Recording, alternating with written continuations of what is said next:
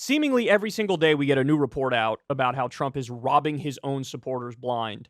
So the other day we learned, what was the number? It was like $60 million for his PAC is being spent on his legal fees.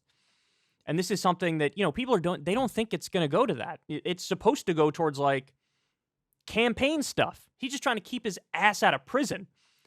And he's a billionaire. If you're a billionaire, you say you're a billionaire, right? Use your own money to fund your own legal defense. No, he's robbing his own supporters. Okay. Well, now we get another example of the kinds of stuff that he's doing with his own supporters' money, taking advantage of their trust. They say in Mediaite, new fundraising report reveals Trump PAC paid eye-popping amount to Melania's stylist for, quote, strategy consulting. So they go on to say, this guy, Hervé Pierre Brelard, this guy is a stylist, and he was paid $108,000, and they listed it as it's for strategy consulting. In other words, this is total fraud, and they don't care. They've gotten lazy. They've gotten lazy with taking advantage of their supporters. And look, he's always done this to one extent or another. We all know Trump University was a fraud. He had to pay out millions and millions of dollars because he was lying about it. He was shaking people down. We all know he's stiffed his own workers time and time and time again. There's been detailed reporting on that. And now we get this. And this is on top of, remember, in the wake of the Stop the Steal, in the wake of the election where Trump lost, they did the Stop the Steal thing, rigged election thing. They raised like $250 million, and they didn't spend it on the stuff they said they were going to spend it on. Remember, this guy pardoned Steve Bannon when Steve Bannon did an obvious scam, the We Build the Wall scam. He pardoned him.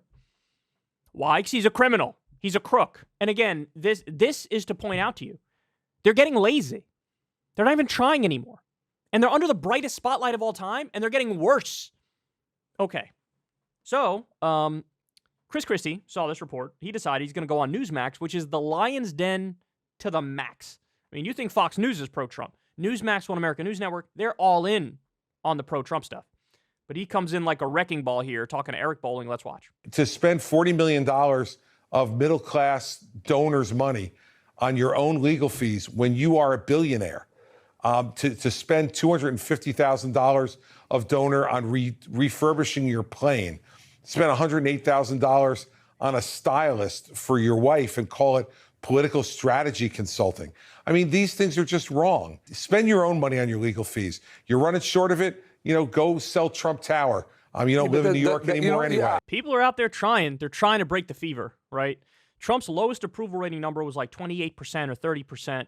It was in the wake of the midterm losses where he handpicked the candidates, and they were just as insane as him, and they got destroyed. Also in the wake of January 6th, his approval rating dropped to about 28%. That was his low. But he keeps going up, especially in the Republican primary. And so people are out there sincerely trying to break the fever.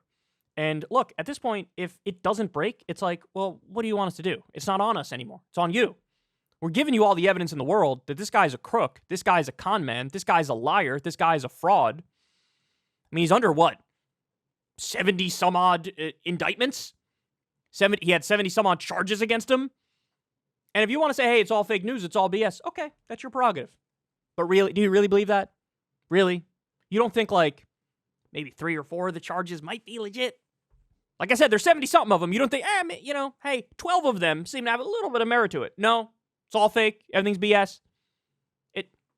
Look, I feel bad for you, but at the same time, I kind of want to shake you out of it. But if all this evidence doesn't shake you out of it, I don't know what to tell you. I don't know what to tell you. He's robbing his supporters. He's taking them for granted. That is obvious, and it's being laid out in the lion's den. And will it move the needle even a little bit? Well, the default perspective is no, because it hasn't in the past, but we shall see. Hey, y'all, do me a favor and like and subscribe. It helps out big time in the algorithm. Click the bell as well for notifications when videos drop, and watch that video on screen right now. You know you want to.